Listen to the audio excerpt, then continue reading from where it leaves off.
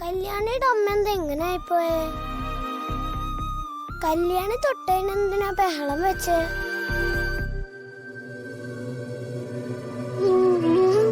അമ്മയ്ക്ക് എന്നെ തീരെ ഇഷ്ടല്ല.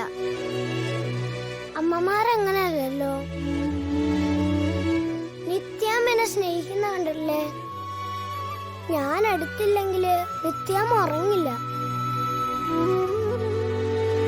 എനിക്ക് പനിയൊക്കെ വന്നാല് പിന്നെ നിത്യാമ്മക്ക് എന്തൊരു ടെൻഷനാണെന്നറിയാവോ? പനി മാറുന്നവരെ നിത്യാമ്മ കൂടെ ഇരിക്കും.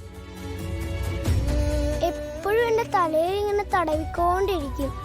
ഞാൻ ഉറങ്ങുമ്പോഴും ഉറങ്ങാത്തപ്പോഴും എനിക്ക് ഉമ്മ തരും. നിത്യാമ്മ മാത്രമല്ല, എല്ലാ അമ്മമാരും അങ്ങനെ തന്നെയാ. എന്നോട് ശ്രേയയും ഗ്രീഷ്മയൊക്കെ അവരുടെ അമ്മമാര് അവരെ സ്നേഹിക്കുന്നതിനെ കുറിച്ച് പറയും. എന്ത് രസാന്നറിയോ കേക്കാൻ? അവരെ കുളിപ്പിക്കുന്നതും കണ്ണെഴുതിക്കുന്നതും പൊട്ട് തൊടിയിക്കുന്നതും അമ്മമാരാ.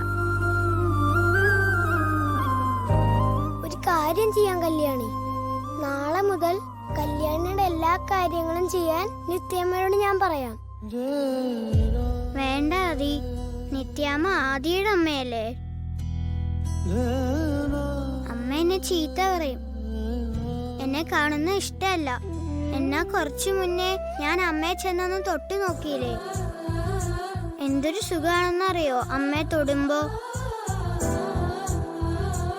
എന്താ എനിക്ക് അമ്മയെ തൊടുമ്പോ അങ്ങനെ തോന്നുന്നേ? അതെനിക്കറിഞ്ഞൂടാ. ഇന്നാള് മിസ് ക്ലാസ്സിലൊരു കഥ പറഞ്ഞു തന്നില്ലേ, ഒരമ്മയുടെയും കുഞ്ഞിന്റെയും?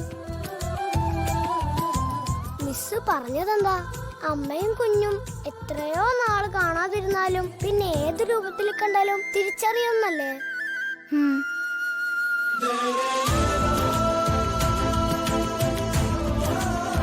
കല്യാണി വിഷമിക്കണ്ടാട്ടോ. കൊറേ നാള് കഴിയുമ്പോ കല്യാണിയുടെ അമ്മയുടെ ദേഷ്യമൊക്കെ മാറും. എന്നിട്ട് ചിലപ്പോ കല്യാണിയെ സ്നേഹിക്കാനും തുടങ്ങും. അതെന്ത് രസായിരിക്കും അല്ലേ? പാവം മോള്, അവളുടെ അമ്മയെ അവള് വല്ലാതെ ആഗ്രഹിക്കുന്നുണ്ട്. അവക്കത് കൊടുത്തേ പറ്റൂ. എന്നിട്ട് ഹരിക്കും വീണയ്ക്കും കല്യാണിക്കും ഒരു തടസ്സമാവാതെ ജീവന്റെ ജീവിതത്തിലേക്ക് തിരിച്ചു പോകണം. ഇനി ഒന്നും ചിന്തിക്കാനില്ല.